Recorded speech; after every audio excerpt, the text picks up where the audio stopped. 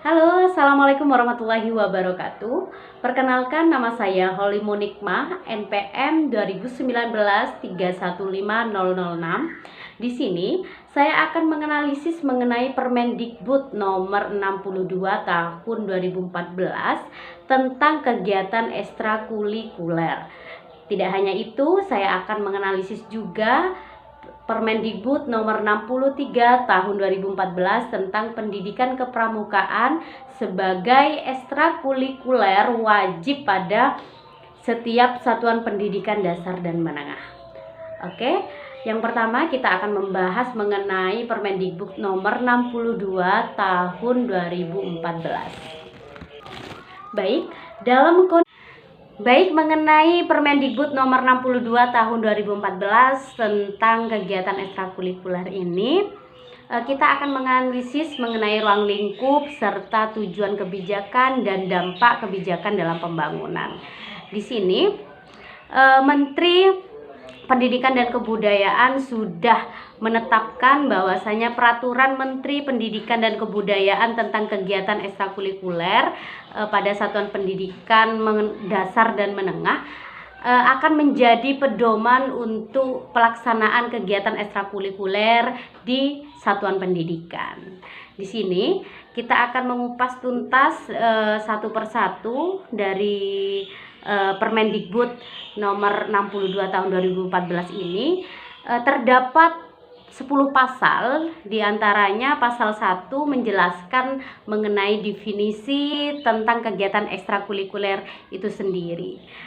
Pada pasal 1 ayat 1 di sini kegiatan ekstrakurikuler adalah kegiatan kurikuler yang dilaksanakan di luar jam belajar.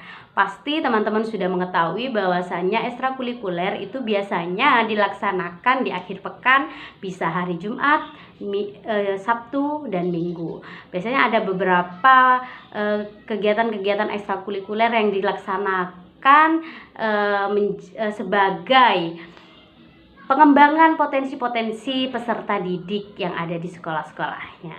Sedangkan di ayat kedua di sini satuan pendidikannya ini ada SD, ada madrasah, ada SMP atau MTS, ada SMA, SMK, dan MA. Nah, biasanya kegiatan-kegiatan ekstrakurikuler itu dilaksanakan di satuan pendidikan yang telah saya sebutkan di pasal 1 ayat 2. Sedangkan di sini di pasal 2 di ruang lingkup kebijakan pasal 2 di sini menjelaskan bahwasannya kegiatan ekstrakurikuler diselenggarakan dengan tujuan untuk mengembangkan potensi, bakat, minat, kemampuan, kepribadian, kerjasama, dan kemandirian peserta didik secara optimal dalam rangka mendukung pencapaian tujuan pendidikan nasional.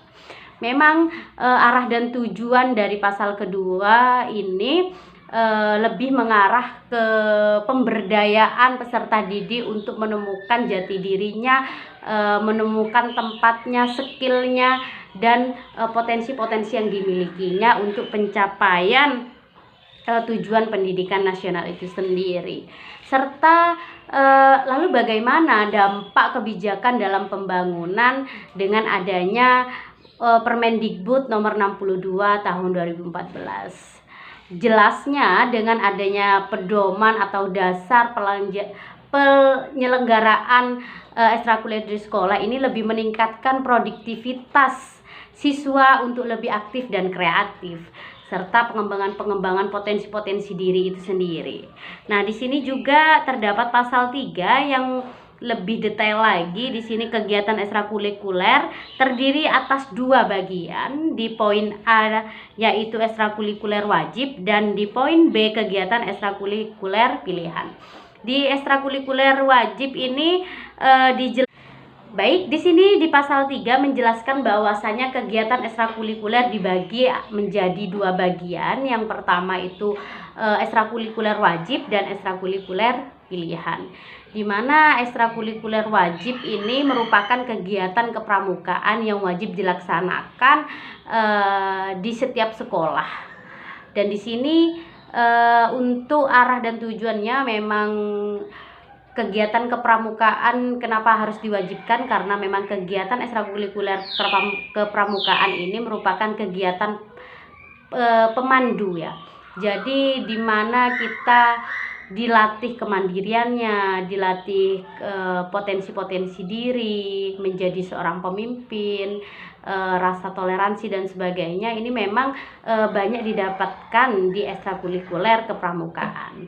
Akan tetapi dengan pasal 3, kegiatan kepramukaan ini harus diwajibkan menjadi suatu dilema yang sangat besar, karena tidak semua siswa itu menyukai atau memiliki skill dan potensi di bidang kepramukaan. Mungkin ada beberapa kegiatan-kegiatan yang tidak ada di dalam kepramukaan.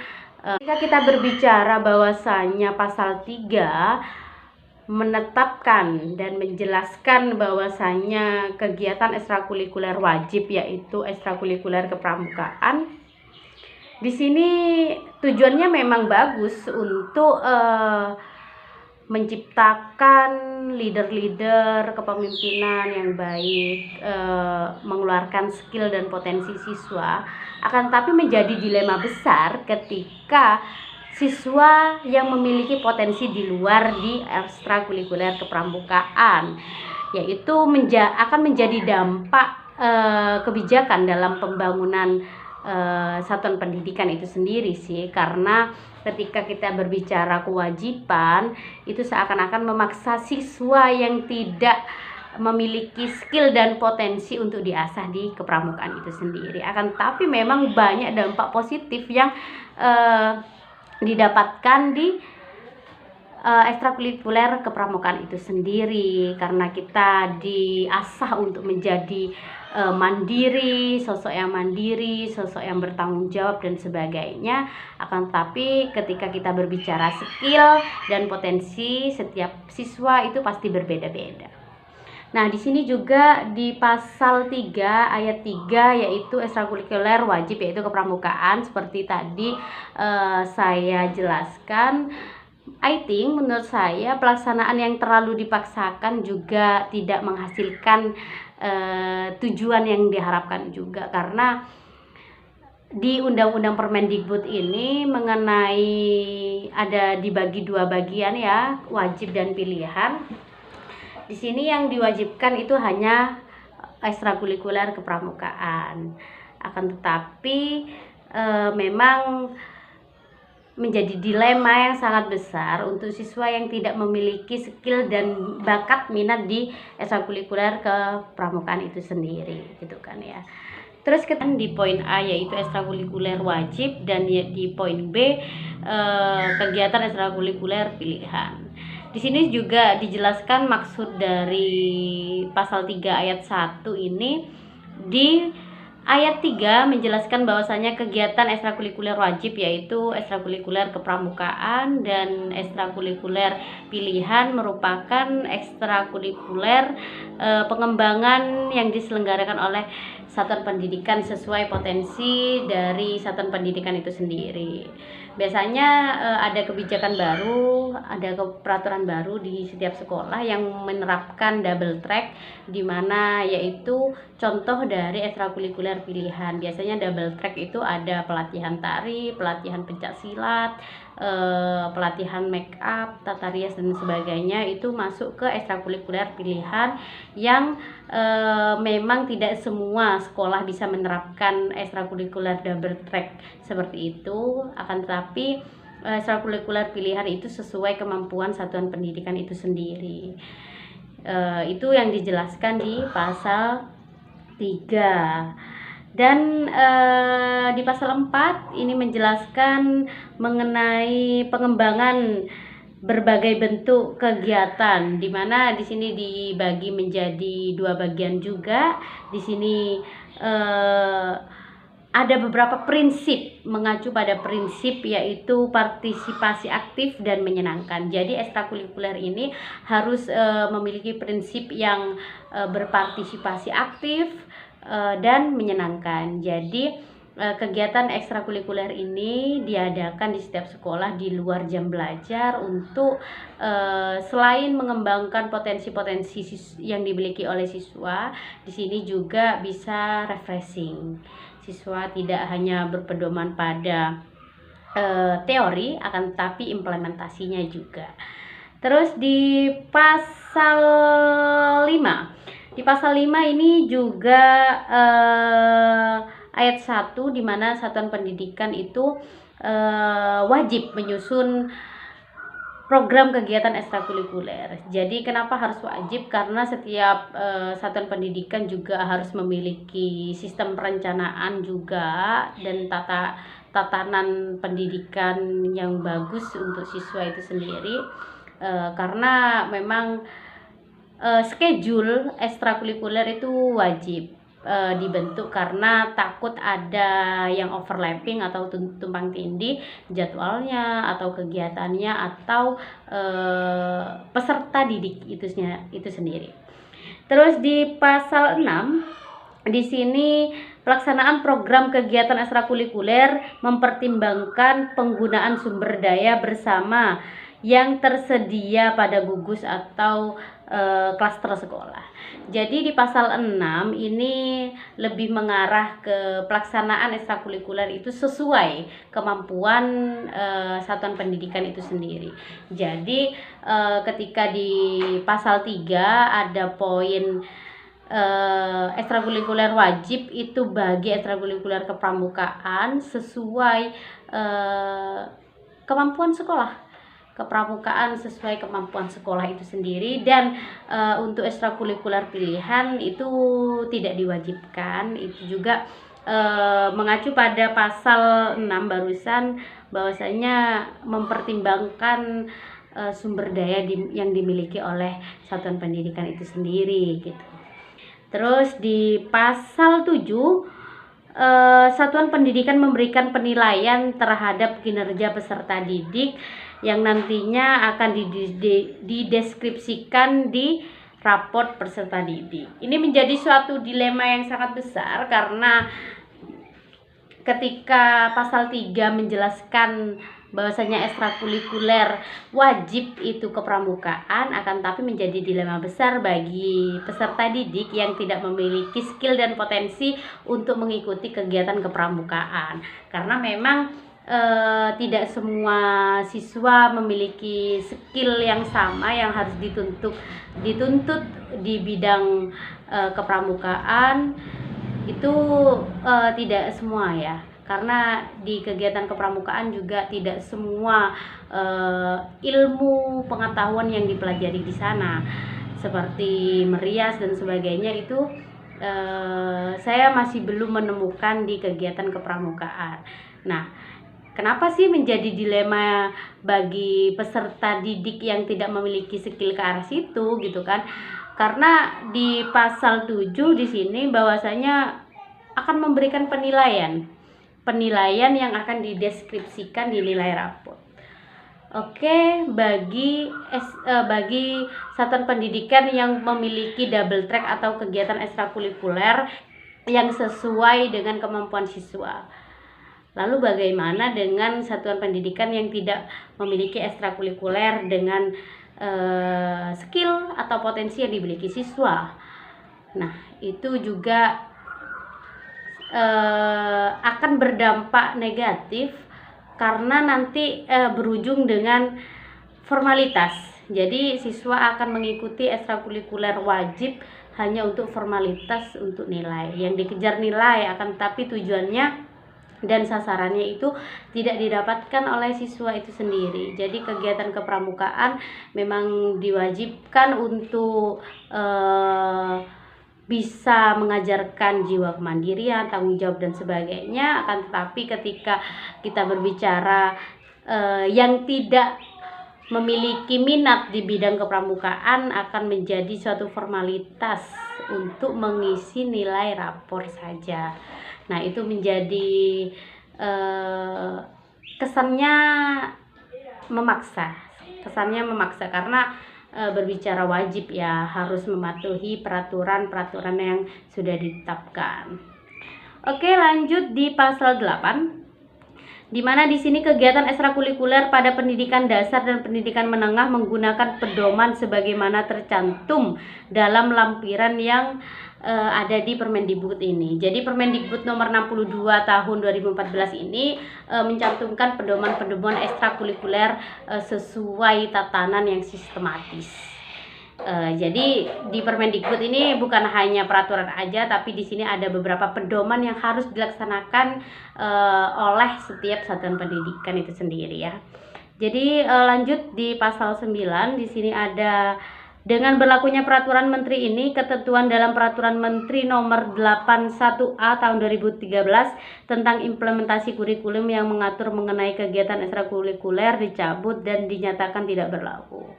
Oh, jadi sebelum ada Permendikbud nomor 62 tahun 2014 yang mengatur tentang kegiatan ekstrakurikuler, sebelumnya itu ada peraturan menteri nomor 81A tahun 2013, tapi itu mengenai pengaturan kurikulum yang salah satunya di dalam peraturan menteri 81A itu terdapat tatanan ekstrakurikuler. Akan tapi ini sudah dipisah ya, sudah dipisah dan peraturan menteri 81A sudah tidak berlaku lagi. Dan di pasal 10 ini menjadi suatu penutup di undang-undang bahwasanya peraturan menteri ini mulai berlaku di tanggal yang diundangkan, agar setiap orang yang mengetahuinya memerintah ya. Jadi pasal 10 itu penutup dari pasal Permendikbud nomor 62 tahun 2014 tentang kegiatan ekstrakurikuler. Selanjutnya saya akan bahas mengenai peraturan Menteri Pendidikan dan Kebudayaan Republik Indonesia mengenai peraturan tentang pendidikan kepramukaan sebagai kegiatan ekstrakurikuler wajib pada pendidikan dasar dan pendidikan menengah di Permendikbud nomor 63 tahun 2014. Di sini ini Permendikbud nomor 63 ini lebih mengatur secara detail gimana ekstrakurikuler kepramukaan yang diwajibkan. Sini di pasal 1 di sini ini menjelaskan mengenai definisi serta satuan pendidikan mana saja yang harus melaksanakan kegiatan kepramukaan yang wajib, terus gerakan kepramukaan itu dibentuk oleh siapa, itu diatur di pasal 1 ya. Lanjut saja di pasal 2 di sini di ayat 1 itu menjelaskan bahwasanya pendidikan kepramukaan wajib untuk kegiatan ekstrakurikuler sekolah dasar dan sekolah menengah ya. Terus